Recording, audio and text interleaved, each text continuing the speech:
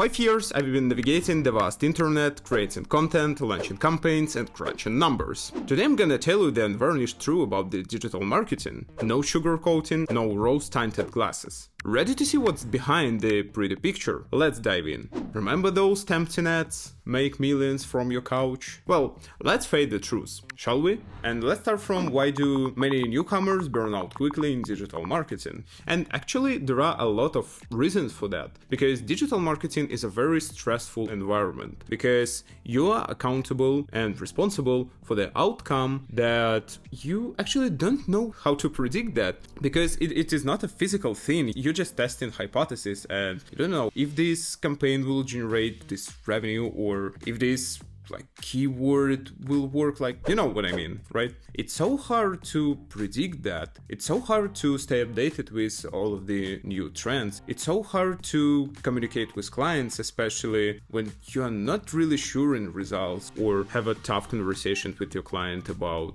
bad campaign results, for example. But how can you realistically assess your prospects in this field? If your stress resistance is low, it's going to be very hard to succeed in this field. Digital marketing full of tough conversations with clients, and given the amount of stress and overall uncertainty about the final outcome, it really could be hard for some people. Also, if you are struggling with constant learning new things and progressing, learning new tools, new skills, it's gonna be hard for you. If you want to have a stable job, work 9 to 5 or things like that, probably this is not your choice. But if vice versa, you have a stress resistant, you are open to learning something new, you are opportunistic, you are solutions oriented, you are proactive. This is a great field for you where you can really progress fast. Yesterday, everyone was talking about TikTok. Today, it's AI. But what tomorrow? Hold on tight, we're about to embark the exciting journey through the world of trends. So how can you stay up to date with all of the new developments without losing your mind? And there are a lot of ways to do it actually. For example, you can subscribe to a newsletter or monitor a specific website. And there is one more way how to do it that I personally use a lot is to become a part of community. And I personally run X account where I share all of the news, sharing my opinion about programmatic and ad tech news. Also I'm part of Slack community,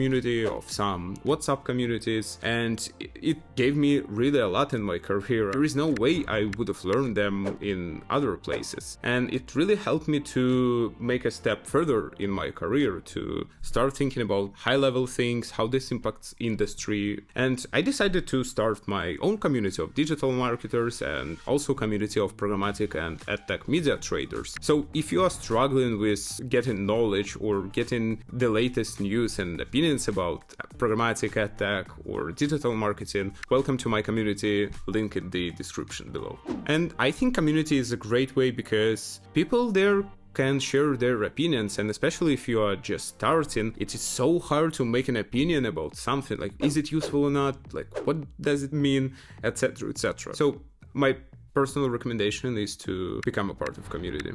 But speaking in general of trends, I don't think that you should follow all of the newest trends. You need to start from basics. You need to start from what marketing is, what digital marketing is, what is the part of digital marketing, what are the main tools, etc, etc. Yes, there are some trends that it is hard to ignore. For example, all of the platforms become more and more automated, so you don't need to split campaigns, set up everything on your own. You could just use PMAX or solutions like that. But in general, especially if you're just starting, you need to focus on essential things. Then you need to identify if it's useful for your customer or not. Is it worth testing? And only after a proper test, you could just implement this solution and make sure it provides value for your client. Imagine you're a detective and numbers are your clues, ready to unravel the mystery of a successful campaign. And let's talk about which metrics are really matter and which ones are just distractions. And speaking of the metrics that really matter, sales, sales, sales, sales, sales, and sales. The only thing you should focus on as a marketer and what everybody expect from you is to generate sales, generate revenue, generate outcome for the business. Not to optimize CPC, CTR, CVR. Actually, CPC and CTR, that's totally bullshitting. For example, display advertising, by the way. Yeah, just focus on sales. This is should be your main area of focus. I know that our industry is so complex and like hundreds of agencies, they use CPC or CPM as a KPI, and this is not how it should be. Generally speaking, measurement is a big problem in our industry, and the wrong measurement frameworks can kill some brands. And the latest example with Nike campaign, where they focused on direct response marketing instead of branding, and this led to decrease in sales. They were so focused on this ROAS, probably showing great ROAS numbers to their management and platform, but actually what really drive Nike sales is branding campaigns. I want to ask you really think deeply about this, because everybody is so obsessed with platforms data or some metrics like CPC, CPM, CTR, and it doesn't really makes any sense. Your muse whispers a brilliant idea in your ear, but the algorithms say it won't work. Who do you listen to? The question that marketers tend to ask is how to find the right balance between creativity and analysis in digital marketing. The answer is you should prioritize these two things, because the more hypothesis, test, learn iterations you have in your career, the faster you will progress in your career as a marketer, and ultimately the better results you will drive to your clients, because using this approach you will understand really fast which creative work, which audience work, what optimization time work, and etc, etc, etc. So my message here is your creativity should be measured properly. But can artificial intelligence replace creative professionals? I think yes. I think it is what's happening right now, because in 2024 you already can use Google AI tools to generate assets for your AI campaigns, like in PMax, for example, for demand gen. And this is what is already happening in the digital marketing industry, and probably it will evolve in 2025. But for sure it will not replace all of the art, because the main value of art is context around it, not just like output. But this is not usually a case for digital marketing industry. Now I want to speak about clients. Those clients. Sometimes it feels that they are speaking a different language, but let's figure out how to find common ground. How can you convince a client that you are right without it damaging your reputation? And this is where I think you need to act as a confident professional. You need to have a strong rationale, ideally with numbers, price points, etc, etc, etc. And I know that sometimes clients are micromanaging you, giving suggestions, or asking like, you need to change these business optimizations, etc, etc, etc. We've all been there. But as a professional, the only thing you can do is to prove that you are right using past experience, industry best practices, platform support, and speak on the language of values. That yes, we can activate it, but we'll spend this time we will not do this, and this, etc, etc, etc. And try to be as constructive as possible and less emotions. And when you should give in and when you should stay your ground. I think you should stay your ground as a professional in all of the questions related to your sphere, because you are professional there, not your client. And if your client is suggesting some optimizations and etc, be polite, but be professional. You can say what are the pros and cons, what are the consequences, and what are the best practices, and why you don't usually do it. Speaking of the scenarios when you should give in, this is a bit more complicated, because you need to know what's the client temperature, you need to know what is the overall context, and it even sometimes applies to your professional sphere. Sometimes it is required to give in, because if it will not happen, it could dramatically damage your relationship with the client. If it's a critical, strategic thing for them, or this is a real pain point and you're discussing it like 2-3 months, and you don't have other solution rather than give in and, for example, implement client solution, sometimes it is better just to do it instead of damaging relationships and getting a risk to lose this client, for example.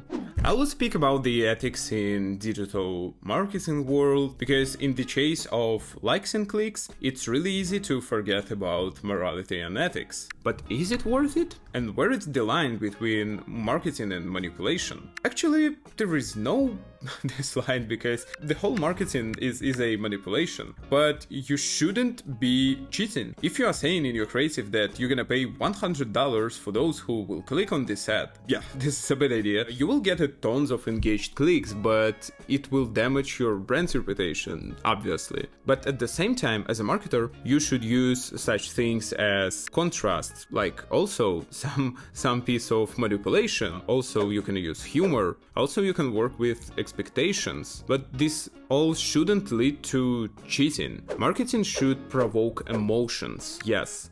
And it could be called as a manipulation, and it is, but it shouldn't be misleading for people. Now I want to speak about the burnout. 25/7 online, constant deadlines, endless information flow. Sounds familiar? Let's talk about what usually left unsaid. How you can recognize the first signs of burnout and what can you do about it. And yeah, guys, I've been there. You put so much effort on work, but instead you are getting tons of questions, concerns, and after all of that, you just want to give up on this. And speaking of the first signs of burnout, if it's Sunday night and you're thinking about the Monday and your workday, you're having this feeling in your gut, you know what I'm talking about, right? I think this is a first sign of burnout, probably the most underrated, but when you're kind of nervous about the next day and it's Sunday, nothing has happened, this is a bad sign and you need to rest a bit, unwind, and take some rest. Speaking of the other signs, for sure, it's your performance. If your performance has declined, you are not proactive, you don't want to speak on meetings, you don't want to propose new solutions because you know what will happen after that. This is also a very concerning sign. Speaking of the worst scenarios, when you don't feel energized during your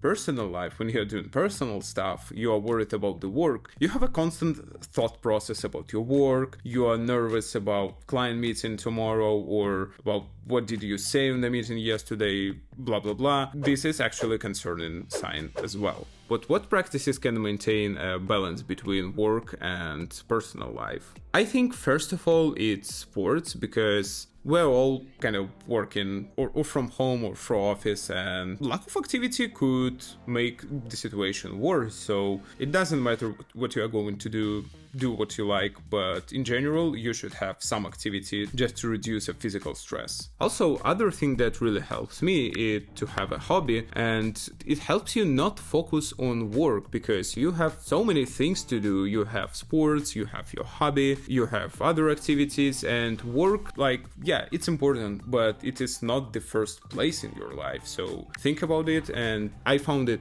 especially helpful for me. Now let's speak a little bit about future of digital marketing, keeping it in mind that this is very important even if you are starting in this field, because this is a very fast-paced environment and you need to upskill quickly, you need to upskill constantly. So yeah, this is very important. Speaking of the skills that will be the most demanding, I think upskilling, constant upskilling, learning, being flexible, being able to adapt to new things. Actually, you should be a jack of all trades and know how to do almost everything, and what's the purpose of each channel, how all of the things interact together, how to optimize campaigns, how to craft a strategy, how to use main digital marketing tools. So all of these skills will be important, and I expect that digital marketing job will evolve, and specialists should have a helicopter view on marketing overall, not only digital marketing. But how can you prepare and stay on the wave? And I already told in this video that community is a great kind of way to stay updated on things, to learn, to meet new people, etc, etc, etc. So I think community is a top one thing here. So if you're a digital marketer, you need to find a community to progress faster and to stay up to date with all of the things in this industry. Also, you can find newsletters or websites. I personally monitor AdExchanger, Digiday, AdWeek on a constant basis. Also, I'm super active on X, and you can subscribe to my Programmatic 101 account where I share my opinions every day. I hope this video was helpful for you. If yes, hit the like button, subscribe to my channel, and see you in the next video.